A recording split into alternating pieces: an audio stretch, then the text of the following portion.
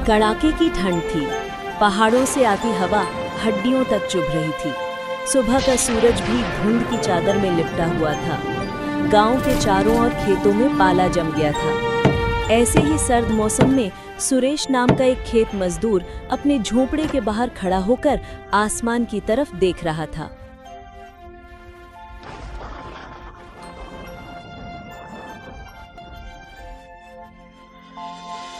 जाने हमारा भी का कोई जीवन है कि नहीं। हर रोज ये ठंड और मजदूरी। मेरी उंगलियां तो सुन हो गई हैं। जरा अंगारा नजदीक ला दो। गंगा, खाना जरा जल्दी बना दो। सर्दी ने तो पेट और हिम्मत दोनों जमा दी। आज खेत में पपाला इतना था कि हल भी ठंड से कड़क गया।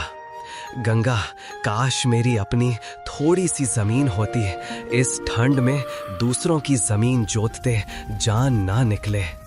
आग के पास बिठा दो मुझे। ये सांस भी धुआं बनकर निकल रही है। हाथों में दर्द हो रहा है। गंगा, लगता है खून भी ठंड से जम गया। आज की ठंड बहुत तेज है गंगा। लगता है पूरा गांव बर्फ बन जाएगा। सुरेश की पत्नी गंगा झोपड़ी के बाहर सूखी लकड़ियां बीन रही थी ताकि चूल्हा जला सके। उनके पास पैसे कम थे, लेकिन मेहनत और ईमानदारी बहुत थी। अरे सुरेश, जल्दी से ये लकड़ियां अंदर रख दो, ठंड होगी। चूल्हा जलाने में देर हो गई तो हाथ पैर जम जाएंगे। सुरेश के मुंह से निकली आह ठंडी हवा में धुएं की तरह फैल गई। उसके मोटे स्वेटर के छेद से हवा अंदर घुस रही थी, पर वो उसकी चिंता नहीं करता था। उसे चिंता थी तो सिर्फ अपनी किस्मत की। क्या हुआ? फिर से मन उदास है।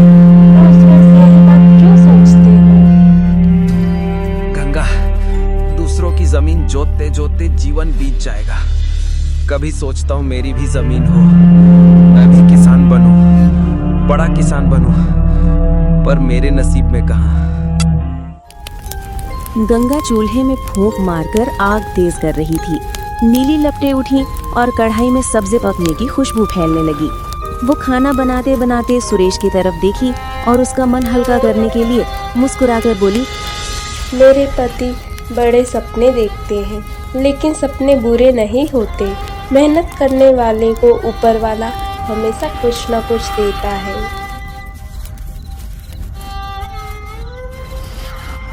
दोनों पति पत्नी मेहनत से जीते थे।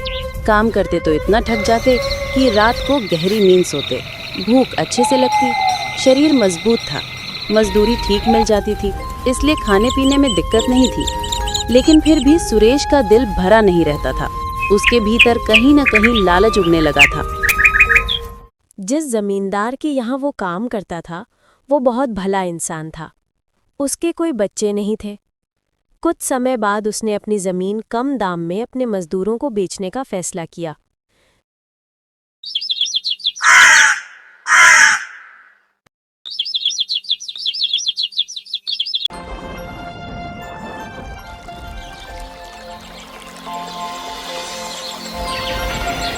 गंगा, दूसरों की जमीन जोतते जोतते जीवन बीत जाएगा। कभी सोचता हूँ मेरी भी जमीन हो, मैं भी किसान बनूं, बड़ा किसान बनूं, पर मेरे नसीब में कहां।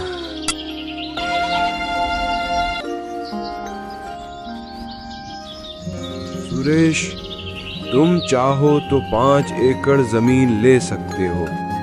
कीमत बहुत कम रखी है। मेहनती मजदूरों को मेरी जमीन मिलनी चाहिए। मेरे कोई बच्चे नहीं, और ये खेत ऐसे ही पड़ा रहे उससे अच्छा है कि इसे उन लोगों को दे दूं जो इसे अपने बच्चों की तरह संभालते हैं। इसलिए मैं फैसला कर रहा हूं कि अपनी ज़मीन को कम दाम में तुम जैसे मेहनती मजदूरों को बेच दूं, ताकि तुम सब अपना घर आंगन बना सको। सुरेश की आंखें पल भर में फैल गईं। उसे यकीन ही नहीं हुआ कि उसके जैसे गरीब मजदूर को भी जमीन मिल सकती है। साहब, अगर ऐसा हो गया तो मेरी तो दुनिया ही बदल जाएगी। सुरेश ने जैसे तैसे पैसे जुटाए और 5 एकड़ जमीन खरीद ली। गांव भर में खुशखबरी फैल गई कि सुरेश अब मजदूर नहीं रहा, किसान बन गया है। अब सुरेश खुद मजदूरों से अपनी जमीन जुतवाता, अच्छा बीज बोता। उस साल बारिश भी खूब हुई। लहराती फसल देखकर उसके भीतर एक अजीब सी खुशी भर गई। देखो सुरेश, हमारा सपना पूरा हुआ। अपने मेहनत की फसल लहरा रही है। ईश्वर की बड़ी कृपा है। हाँ गंगा, लगता है अब जिंदगी सही पटरी पर आ रही है। हर साल उत्पादन बढ़ता गया। सुरेश ने नया मकान बनवाया, कुछ मवेशी लिए, पैसे भी बचने लगे। लेकिन संतोष, वो नहीं आया। हमारे पास तो सिर्फ 5 एकड़ है। इतनी कम जमीन से कितना होगा? अगर मुझे और जमीन मिल जाए तो मैं बड़ा किसान बन जाऊं, मजदूर रखूं, आराम करूं। उसकी इच्छा अब लालच में बदलने लगी थी। रात को नींद भी कम होने लगी। आंखें बंद करता तो बस जमीन जमीन जमीन नजर आती। सुरेश, क्या बात है? क्यों करवटें बदलते रहते हो? सो क्यों नहीं जाते? क्या बताऊं गंगा, अगर थोड़ी और जमीन मिल जाए तो कितना अच्छा हो। बस वही सोचता रहता हूँ।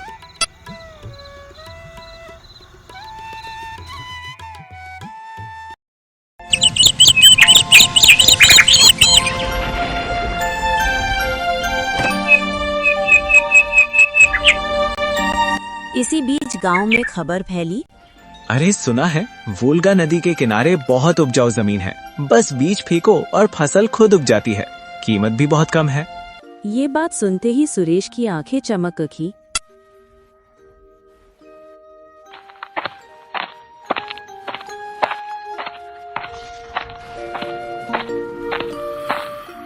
गंगा, हम अपनी जमीन बेच देते हैं और वोल्गा नदी के पास वाली जमीन ले लेते हैं। सुना है वहाँ उपज बहुत होती है। ठीक है, अगर वह सच में उन्नति है तो कोशिश करने में क्या बुराई है, लेकिन सोच समझकर करना, जो भी करना हो। समय बाद सुरेश ने अपनी 5 एकड़ वाली पुरानी जमीन बेच दी। उस पैसे को संभालकर वो अपने परिवार के साथ वोल्गा नदी के किनारे पहुंचा, जहां मिट्टी बहुत उपजाऊ थी। वहां पहुंचकर उसने 50 एकड़ बड़ी जमीन खरीद ली, पहले से 10 गुना ज्यादा। इतनी जमीन मिलते ही उसने कुछ गायें, बैल और एक छोटी गौशाला बना ली। फसलें खूब होने लगीं, जानवर अच्छा दूध देने लगे और उसका घर आंगन खुशहाली से भर गया। धीरे धीरे सुरेश पहले से भी ज्यादा अमीर हो गया और गांव में लोग उसकी तरक्की देखकर दंग रह जाते थे। लेकिन फिर वही बात, लालच की आग नहीं बुझी। अगर 50 एकड़ मिल सकते हैं तो 500 क्यों नहीं? फिर तो मैं सचमुच जमींदार कहलाऊंगा।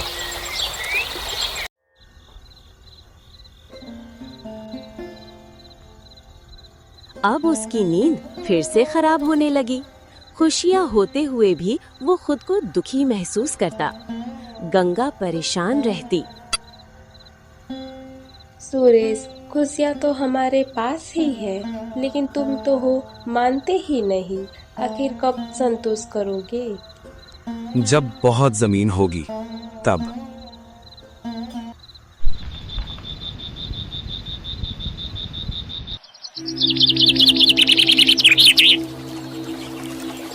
इसी लालच ने एक दिन उसके घर एक अजनबी को खींच लाया, जो सिर्फ पानी पीने आया था।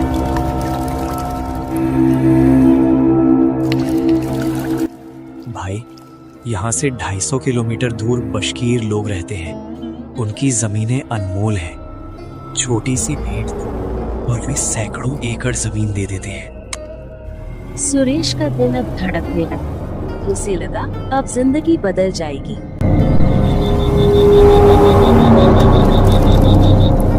गंगा, मैं बशकीर घूमने जा रहा हूँ। कहते हैं वहाँ अनगिनत जमीन मिलती है। अकेले? इतनी दूर? कहीं कुछ हो गया तो?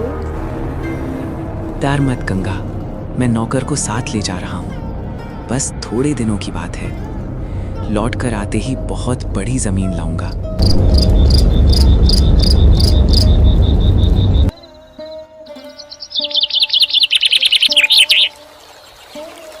सुरेश 1000 रूबल लेकर निकल पड़ा। लंबी नाव यात्रा, ठंडी हवाएं, सफर की तकलीफ, पर लालच की आग इतनी तेज थी कि उसे कुछ महसूस नहीं होता था। सर्द हवा उसके चेहरे को काट रही थी, नाव लहरों पर झूल रही थी। सुरेश के साथ उसका नौकर था, पतला दुबला पर वफादार। दोनों के चेहरे पर उम्मीद की चमक थी। सुरेश सोच रहा था, अब की बार तो किस्मत मुस्कुराएगी। मालिक, रास्ता बड़ा लंबा है, क्या वहाँ के लोग सच में जमीन दे देंगे? भाई, जिसने मेहनत की है भगवान उसी का साथ देता है। बस थोड़ा भेंट दूंगा और जमीन मेरी।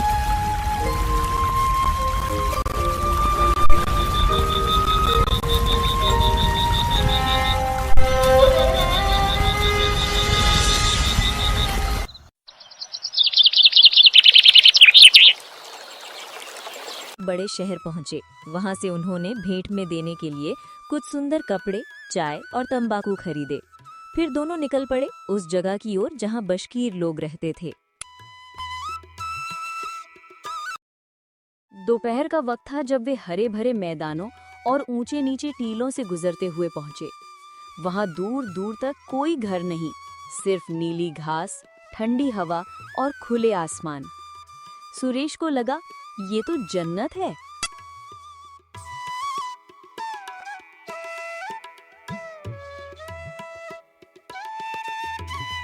थोड़ी दूर पर नदी किनारे कुछ तंबू दिखाई दिए। बशकीर लोग वहीं रहते थे, सरल, मुस्कुराते हुए, रंग बिरंगे कपड़े पहने हुए।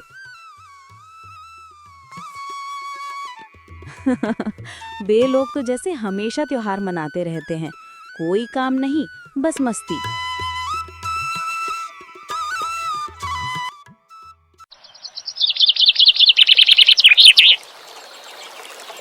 सुरेश को देखते ही वे सब हंसते मुस्कुराते उसके पास आए। उन्होंने उसे अपने तंबू में बुलाया, चाय पिलाई, बातें की। सुरेश को ऐसा लगा मानो वो किसी पुराने दोस्तों के बीच आ गया हो।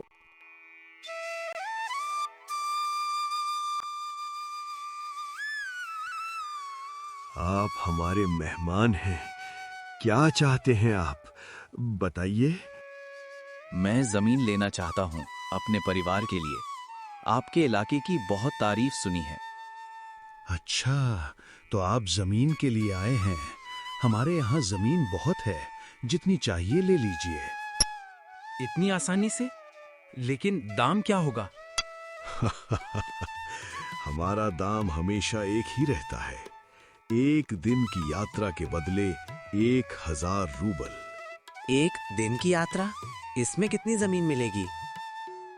हम जमीन नाप कर नहीं देते। सुबह जहां से तुम चलना शुरू करोगे और दिन भर में जितनी भूमि घेर सको, वो सब तुम्हारी। बस शर्त है सूर्यास्त से पहले उसी जगह लौट आना।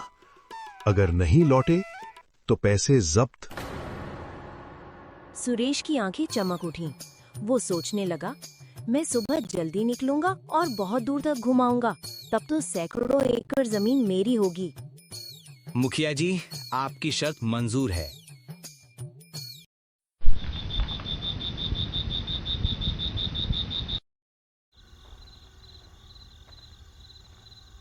रात का वक्त आया, ठंडी हवा बह रही थी। आसमान में चांद था, पर सुरेश की आंखों में नींद नहीं। वो बार बार करवटें बदलता रहा। अगर मैं सीधा सीधा चलूं, फिर थोड़ा दायां मुड़ लूं, फिर दायां, तो बहुत जमीन घेर लूंगा। कल सुबह सूरज निकलते ही शुरू कर दूंगा। गंगा की याद उसे सताने लगी। उसने मन ही मन कहा, गंगा, अब की बार लौटूंगा तो सच्चा जमींदार बनकर।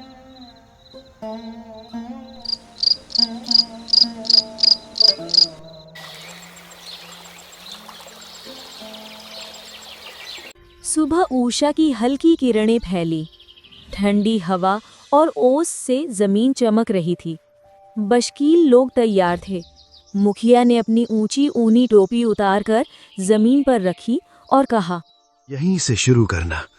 अपने पैसे यहाँ रखो और दिन भर जितनी भूमि घेरो सब तुम्हारी। बस ध्यान रहे सूर्यास्त से पहले लौट आना। सुरेश ने अपनी जेब से 1000 रूबल निकाले, टोपी पर रखे, कोट उतारा, कमर कस ली, थोड़ा खाना और पानी लिया और हाथ में कुदाल उठाई।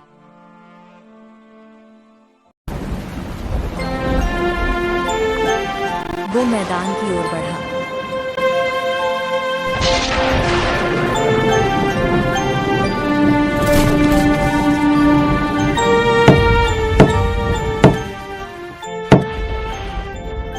वो आगे बढ़ता गया। धूप तेज हो गई, गर्मी बढ़ी, पैर भारी होने लगे, लेकिन लालच उसके कदमों को रोक न पाया। हर थोड़ी दूरी पर कुदाल से निशान लगाता गया ताकि पता रहे कि उसने कितना घेरा है। हवा ठंडी थी पर सुरेश के माथे पर पसीना झिलमिला रहा था।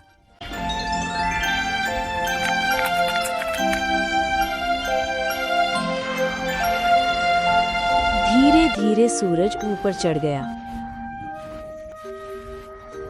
सुरेश ने कुछ खाया, पानी पिया, थोड़ी देर छांव में बैठा, फिर उठा और बोला, इतनी दूरी काफी नहीं, थोड़ा और चल लेता हूँ। वहाँ की जमीन और उपजाऊ दिख रही है। अब दोपहर बीत चुकी थी। पेट में दर्द, होंठ सूखे, पर वो चलता रहा। जब सूरज पश्चिम की ओर झुकने लगा तो उसे डर लगा। अरे अब लौटना होगा, अगर सूरज ढल गया तो सब खत्म। वो तेजी से लौटने लगा। पहले चला, फिर दौड़ने लगा। धूप कम हो रही थी, छाया लंबी होती जा रही थी। हर कदम पर उसे लगा, काश थोड़ा पहले लौटता। बस थोड़ी दूरी और, बस पहुंचना है, फिर सब मेरा। उसके पांव कांप रहे थे, पसीने में भीग चुका था। आवाजें सुनाई दी, मुखिया और लोग चिल्ला रहे थे, जल्दी करो, सूरज डूबने वाला है, जल्दी। सुरेश की आंखों के आगे अंधेरा छाने लगा। हवा तेज चल रही थी, शरीर कांप रहा था, लेकिन वो भागता रहा। टेकरी पास दिखी, टोपी नजर आई। वो बस कुछ कदम, बस पहुंच गया। लोग तालियां बजाने लगे। वाह, तुमने बहुत जमीन पाली सुरेश।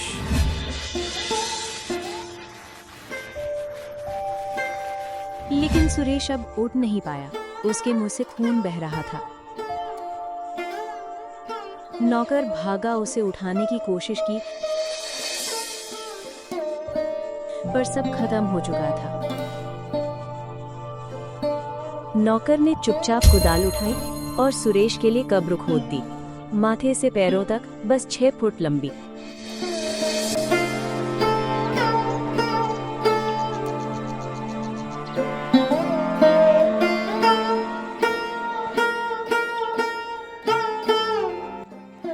उसे बस इतनी ही जमीन की जरूरत थी। पूरी जिंदगी वो बड़ी बड़ी जमीनों के पीछे भागता रहा, लेकिन अंत में उसके शरीर को समाने के लिए केवल 6 फुट जमीन ही काफी थी।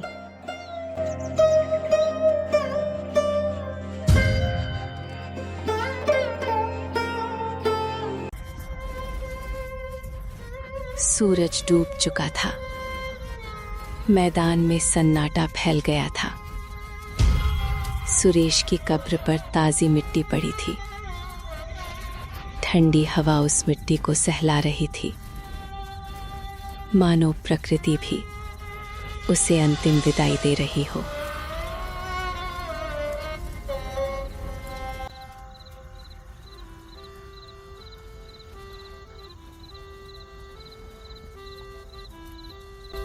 कुछ दूरी पर खड़ा था। उसकी नजर बार बार उस मिट्टी के ढेर पर जा रही थी। जिस जमीन के लिए सुरेश ने सारी उम्र भागा, आज उसी जमीन के नीचे वो हमेशा के लिए सो चुका था। अब मैं घर कैसे जाऊंगा? मालकिन गंगा से क्या कहूंगा? वो मुझसे पूछेगी सुरेश कहाँ है? मैं क्या जवाब दूंगा?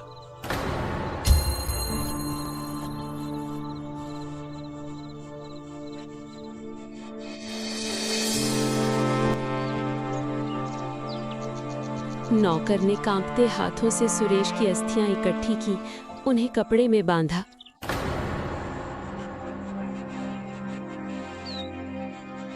आंखों से आंसू लगातार गिर रहे थे।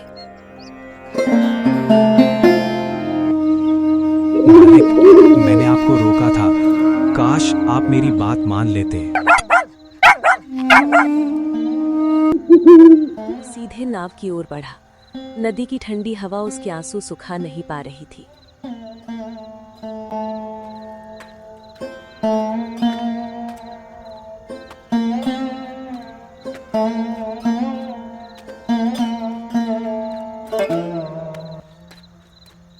हे भगवान, मुझे इतनी हिम्मत देना कि मैं ये सच मालकिन को बता सकूं। नाव धीरे धीरे पानी चीरती हुई आगे बढ़ी।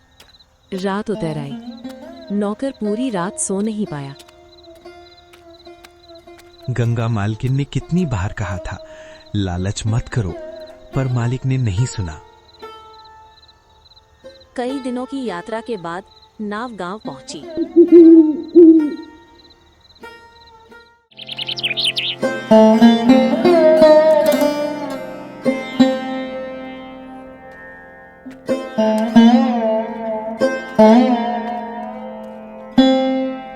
नौकर भारी कदमों से हवेली की ओर बढ़ा। गंगा दरवाजे पर खड़ी थी। उसकी आंखें रास्ते को निहार रही थी।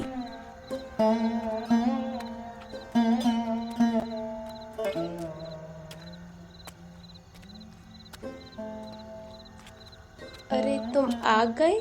सुरेश कहाँ है? वह क्यों नहीं आए? नौकर ने कुछ नहीं कहा। उसके हाथों में बंधी हुई गठरी कांप रही थी। ये क्या है? तुमने हाथों में किसकी अस्थियां ली है? और सुरेश कहाँ है? तुम कुछ बोलती क्यों नहीं? तुम्हारी चुप्पी मुझे डरा रही है। नौकर वहीं जमीन पर बैठ गया। फूट फूट कर रोने लगा। मालकिन, मालिक अब इस दुनिया में नहीं रहे।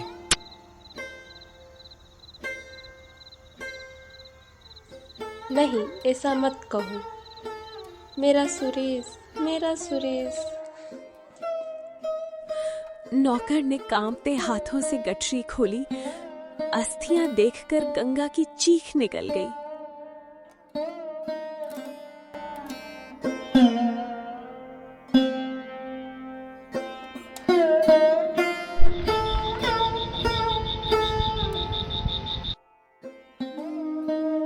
हे भगवान, ये सब क्या हुआ? अब मैं कैसे जीऊंगी?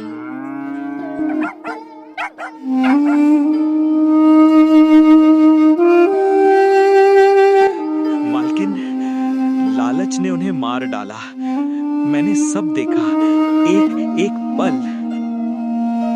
नौकर ने पूरी कहानी विस्तार से बताई। बशकीर लोग, शर्त, दौड़, सूरज, गिरना, सब कुछ।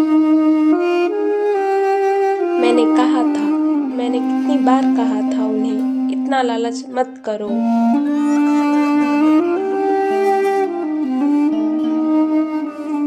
हमारे पास सब कुछ था, फिर भी संतोष नहीं था उन्हें। गंगा फूट फूट के रोने लगी।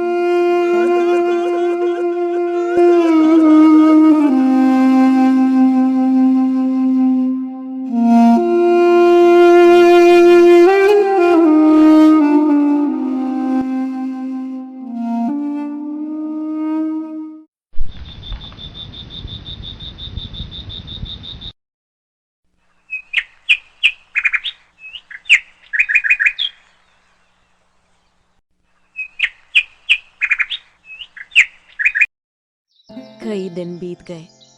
गंगा रोती रही, चुप रहती, फिर रोती। घर सूना हो गया।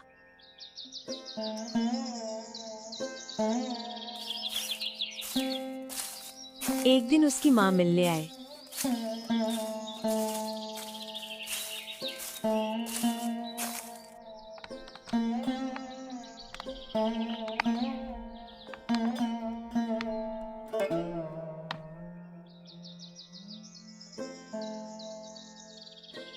बेटी, रोने से सुरेश लौट नहीं आएगा। अब जीना सीखो, अपने लिए नहीं तो तेरे पेट में पल रहे बच्चे के लिए तो जीना सीख। रो मत, नहीं तो तेरे गर्भ में पल रहे बच्चे पर असर पड़ेगा। तो माँ, मैं क्या करूं? मैं उन्हें नहीं भुला पा रही हूँ। ऐसा लगता है कि वो अभी कहीं से आ जाएंगे। ठीक है, तो मैं नहीं रोकूंगी। अगर रोने से सुरेश वापस आ जाएगा तो रो, मैं नहीं रोकूंगी। अरे कम से कम उसके लिए तो जी जो इस दुनिया में आने वाला है।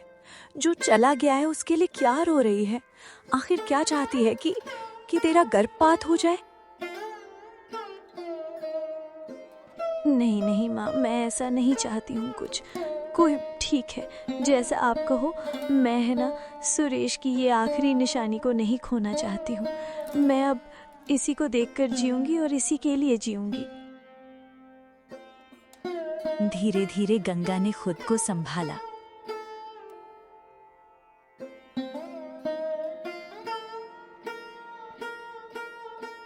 ऐसे ही दिन बीतते गए। गंगा ने 2 जुड़वा बच्चे को जन्म दिया। एक बार फिर उसका आंगन खुशियों से भर गया, मगर कहीं न कहीं गंगा को सुरेश की कमी खल रही थी।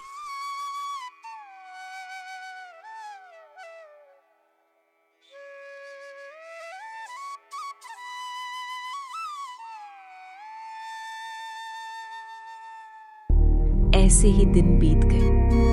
बच्चे 5 साल के हो गए और गंगा को जीने का एक नया कारण मिल गया।